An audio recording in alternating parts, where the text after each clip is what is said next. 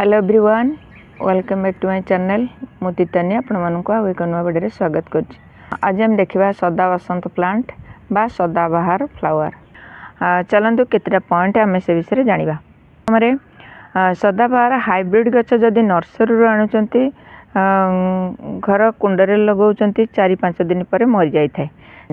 तार कारण से फंगस लगी थाए, जाफल कि जिते सुंदर आम सॉइल मीडिया तैयारी करके लगेले भी से गछ बंची न थाए।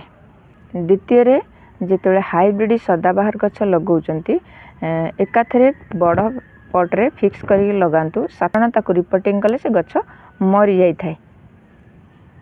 जदि लगाउचंती एकाथरे फिक्स करके लगातु। तृतीय आपण माने कहबे सदाबहार गछ बड़ हो गलानी, ताको आमे शिफ्ट करदेबा बड़ कुंड को, किंतु से भूल करें। बड़ कुंड को शिफ्ट कले ए गछ मरी जाई थाए। जेते चेष्टा करंतु बड़ कुंड को शिफ्ट करें ना। आपण माने कौन करेंगे ना, ता मूल को खुशे की सॉइल मीडिया दौथे आउ ताकू सब बेले पिंचिंग करुवे। बेसी ता मूल रूट बाउंड हवा को देबेनी। किंबा कथा कहूँ अक्टोबर रु फेब्रुआरी पर्यंत ए गछ आनिकी लगे पारे। नहले मंजीरू ग्रो करें, नहले डाला काटिके आपण माने लगे पारे। आउ जदि मंजीरू ग्रो करुचंती ताहले 15 दिन भितर ये बहुत सुंदर ग्रोथ करि थाए। आउ तार फूल कड़ मध्य आसी थाए। 4 सदाबहार गछ माटी की बेसी पसंद करे नहीं। बेसी कंपोस्ट देबे, लीफ कंपोस्ट देबे, बाली देबे, आउ ताधरे फंजीसाइड पाउडर दे परिबे। आकु सबू मिक्स करके लगेबे, किंतु माटी खूब कम एथरे खाई थाए। 5 सदाबहार गछ केते इंच पटरे लगेले भल? 6 रु 7 इंच पटरे लगेले बहुत बढ़िया। 6 जानिबा सदाबहार गछ केउ जगार रखिले भल? छाई रे नुहे, बहुत खरा रे नुहे, मीडियम खरा रखिले भल। वर्षा रे रखिले किंतु असुविधा नहीं, फंगस लागिबो। आ फंगस लागिले जानचन तो नीम ऑयल 2 ml रे 1 लीटर पानी रे आपण माने 15 दिन थरे स्प्रे करिवे। कौनसी मिलीपोक हेनी कि ता चेर रे जो टिकी टिकी पोक कला पोक लगी था से पोक आउ लगनी। 7 आम जाना सदाबहार गछरे माटी सुखिले आम पानी देबा।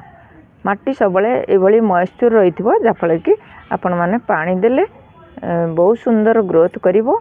आउ कौन सी फंगस लगनी। आदि आम बहुत सारा पानी देदेबा ताले फंगस लगिवो, गछ हेल्दी हेबनी। आस्ते आस्ते सुखिकी गछ मरीज।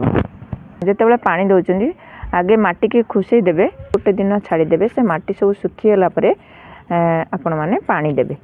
आ गोटे कथा, गछ उपरे मोटे पानी स्प्रे करेंगे ना। गछ उपरे फूल उपरे पानी स्प्रे कले पत्र रे पानी लगी फंगस लगी थाए।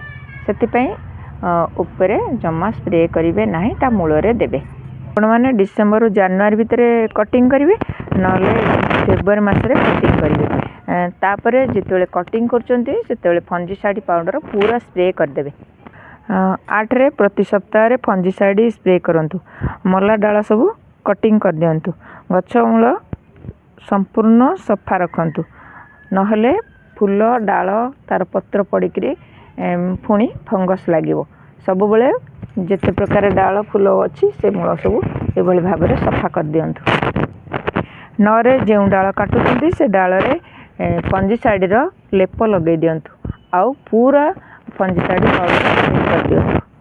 10 सदाबहार गछ संपूर्ण खरारे रखंतु, फंगस लागिबो नाही। ठीक टाइम रे पानी दियंतु। सीजन अनुसार फर्टिलाइजर दियंतु। काउडंग कंपोस्ट फर्टिलाइजर हो, सोरिष खली फर्टिलाइजर हो, वर्मी कंपोस्ट फर्टिलाइजर हो, जहाँ आपण मान पाखरे अच्छी ताहा आपण माने सीजन अनुसार दे पारिबे। आ जते बेले चाह पत्ती दबा ये माटी की भल से कुसई दबा। आम आज ये भाव में ओरिजिनल चाह पत्ती चारिपट को बुले देदेबा। बहुत सारा नाइट्रोजन अच्छी, माटी की एसिडिटी करता, उर्वर करता, आ बहुत सारा आधे ब्रांच आसी थाए, फूल कड़ प्रचुर आसी थाए। आपण मानकर जदि ये गछ अच्छी ताले रेनी सीजन रे आपण मैंने भाव में तार केयर नियंतु आ बहुत सारा देखिए तादे फूल कड़ा प्रचुर पलि आसो। जदि मो भिडियोटा भल लगी था लाइक कमेंट शेयर करेंगे और मो चैनल जदि आपण मैंने नुआ देखुं गोटे सब्सक्राइब करेंगे। आज ये पुणी आसबि आउ एक नुआ वीडियो नुआ टॉपिक सहित से पर्यंत गछ लगता भले था। जय जगन्नाथ।